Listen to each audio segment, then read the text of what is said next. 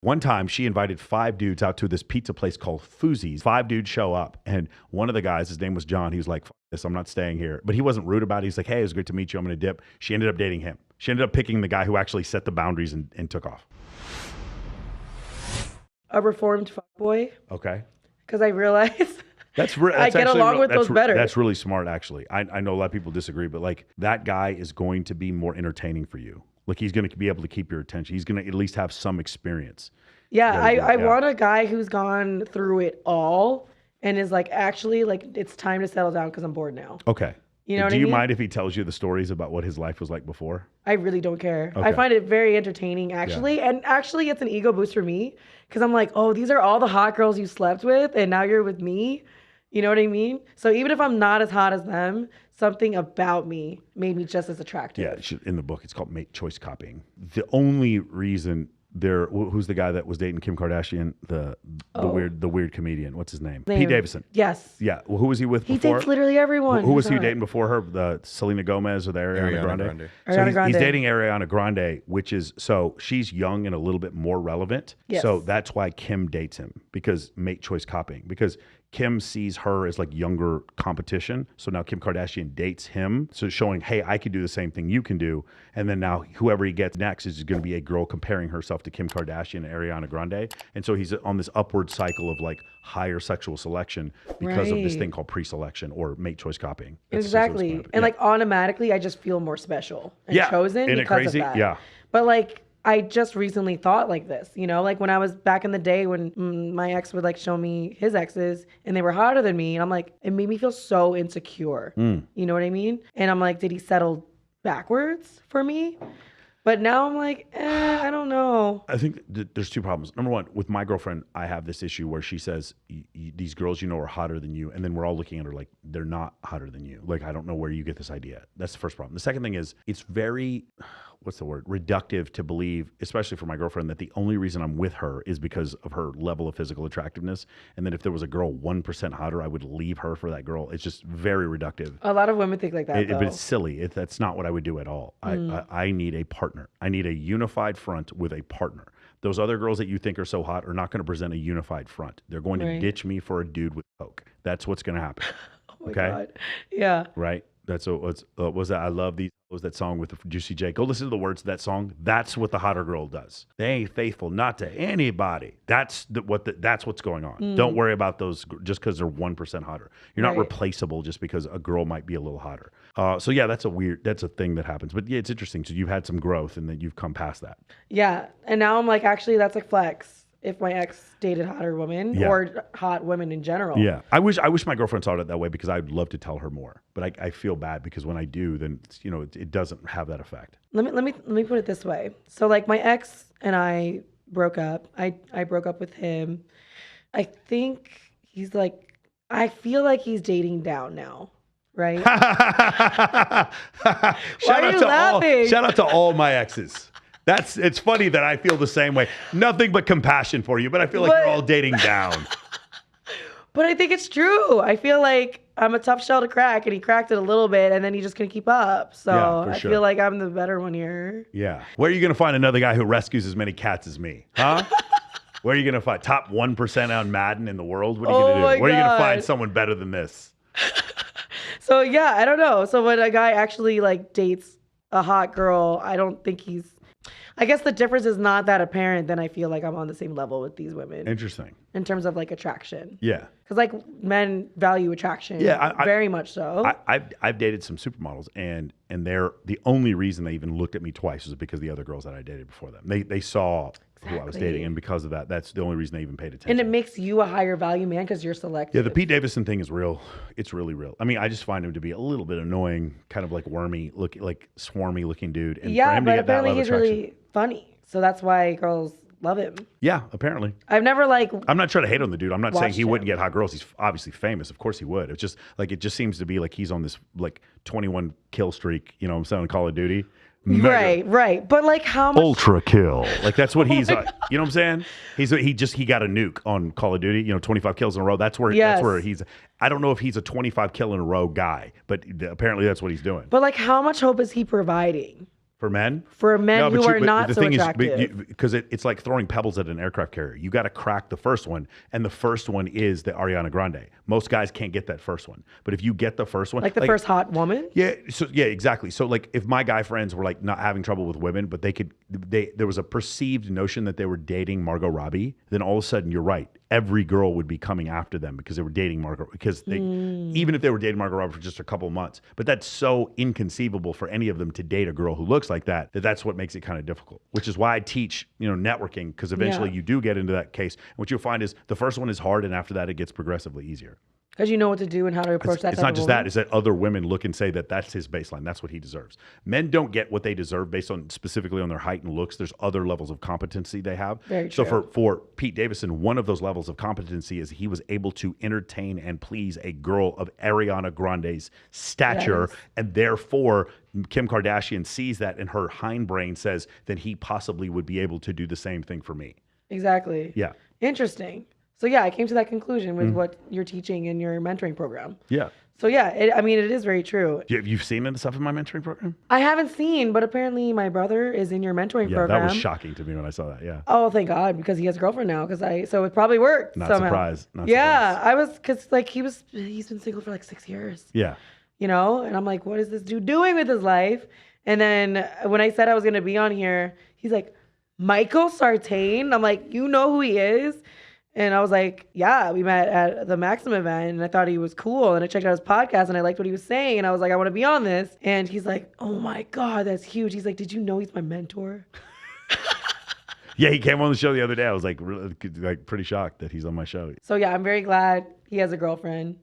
And my dad has a girlfriend, and I am still single. There we go. We'll come on I tell you what, come on the Monday call. There'll be 100 dudes on the call, and then we'll just see. Stop it. We'll have them line up for you. We're going to pimp me out? We're not going to pimp you out. You have to make the decision. Stop. We're doing a dating show, basically. Why not? Let's do it. That's like literally my Twitch streams back in the day. You ready? Today, we're going to be finding the perfect match for Casey Ma. They're perfect. Let's do it. What happens if I find a match there, and then like the $7,000 that I already invested in my professional matchmaking just goes down the drain? I think it's going to go down the drain one way or the other. No, it's not. To be fair. Well, my brother did it also, and he said like he met three wonderful females. Did he have sex with all three of them at the same time?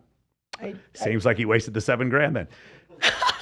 I think the best matchmaker are friends, high status friends that have high status other friends. I think that's probably the best way to do it. Also, because you can do a little bit more research, where the matchmaker cannot. Matchmaker is being told a story. I don't mean to shit on the whole matchmaking profession. It's just there's way too much money involved where it makes it a little bit of a conflict of interest. Do you understand? Correct. Because here's the reason why I'm saying that. You're giving a preference for how much money you need, and that means men who have money are also in this game. Do you understand what I'm saying? Which I feel like is more equal, don't you think?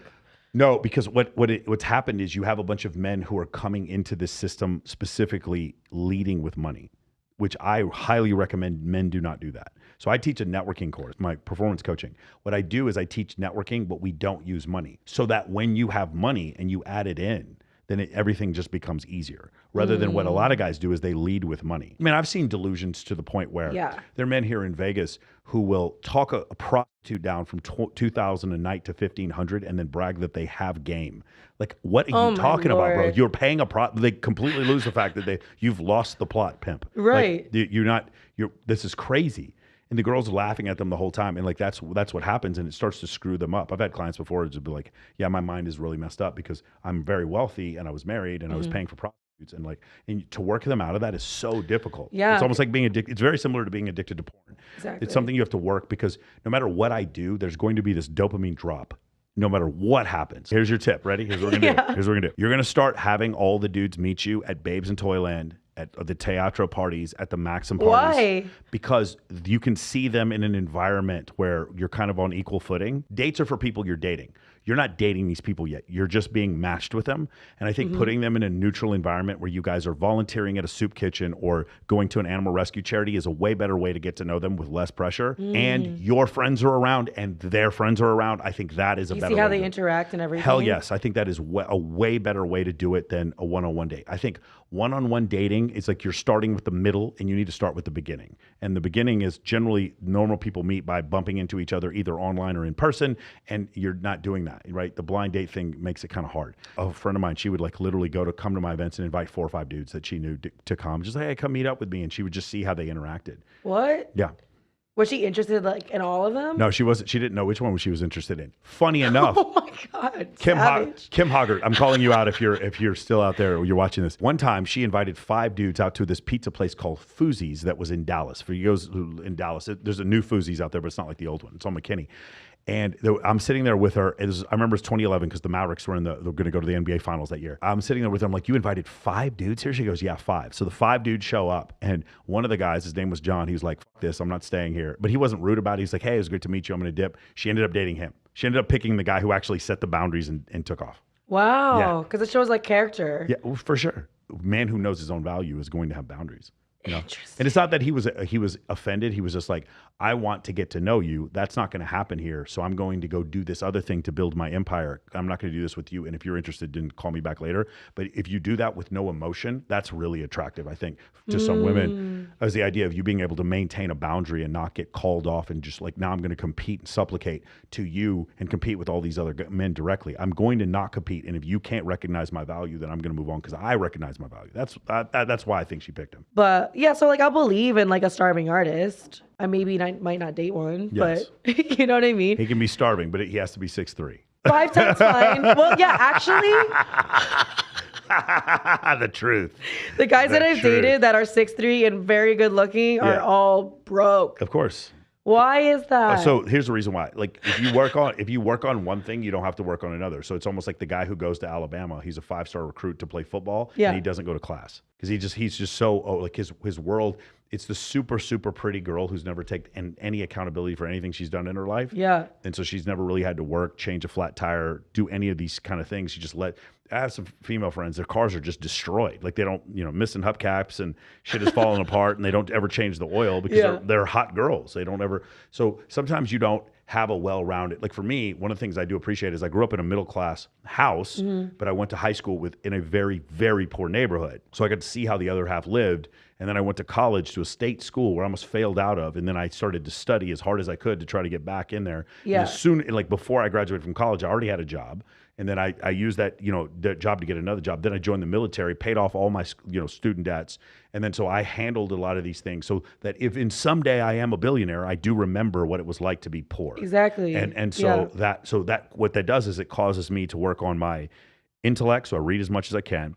It causes me to work on my personality, it causes me to work on my physique, it causes me to work on my health, all these different things that I had to work on, these attributes, because I'm not devastatingly good looking or devastatingly tall or devastatingly athletic or come from a super wealthy family. I had to work on these things. A lot of times what I'll meet is here, especially here in Vegas, is the 6'3" guy who's a bartender who like has never had any trouble with women whatsoever, like effortlessly is like pulling threesomes. The guy's just having no trouble at all. Yeah. And so because he doesn't have any motivation to get better in that area of his life, he's sleeping on a couch. Interesting. Because he already has the prize. Correct. Share the women. A lot of guys that I know that are VIP hosts or male strippers, they have that problem where they're just always broke. And what they're doing is I see a lot of them jumping from one NFT grift to the next Forex scam to whatever. And they're like, oh, I'm going to be rich next year. Or they're, like I said, the music producer, fans, management team or whatever. And I see this all the time. And because they didn't work on that one part, then they got bad at the other one. And then you see the opposite. I have a lot of clients in Men of Action that are fighter pilots or doctors or lawyers or whatever. Yeah. And the financial part, they got completely set. But the social part, they didn't. And the extra body fat, plus the fact that they're over the age of 35, their natural testosterone aromatizes to estrogen, and they get into this deadly cycle where that not only are they producing too much estrogen and too little testosterone, they're starting to have joint problems because of the excess weight that they're carrying on there, and their whole attitude changes. And there are further studies, not completely conclusive, but there are further studies that shows that this excessive weight gain also changes your neurology, which causes you to start going crazy. I've seen people get really fat and start going very crazy. What do you mean by crazy? Like they start believing in conspiracy theories. They just literally cannot take any sort of criticism whatsoever. They start basically seeing ghosts and having these crazy conversations with you because they got, I don't know if it's because they got fat. Some people will say, well, they already had a neurological breakdown, which caused them to get fat. And that's the reason why they're acting like this. I can't prove it one way or the other. I've just seen way too much of a correlation with an excessive weight gain, and then all of a sudden the mentality changes. People who've been really overweight their whole life, I don't see it with them. It's the people who were normal and then maybe they got married or whatever and just completely stopped going to the gym and then just got really fat. I just see all of a sudden there's just these weird things going through their mind. I don't know. I can't prove anything yet, but I mean, maybe there'll be studies on it. I'm big into endocrinology. I really do think men over the age of 35 should get their testosterone levels checked. Okay, this is what I tell every dude, and they get offended by it. They're like, "No, my T levels are fine," and I'm like, "How do you know that though?" Yeah. And they're like, "No, it's I have no like age limit on it." They can't tell their free or their total test. They can't tell you that. And here's the other thing: they don't tell you their estrogen levels either. And they think they're in shape, but they're pudgy, and because they have they have mass their test levels are in their like 60s, 70s, 80s, so or their estrogen levels are, and they don't know the difference. So yeah, that you'll see that happen a lot. And I just think it's man, there's a lot of things that we have misnomers about.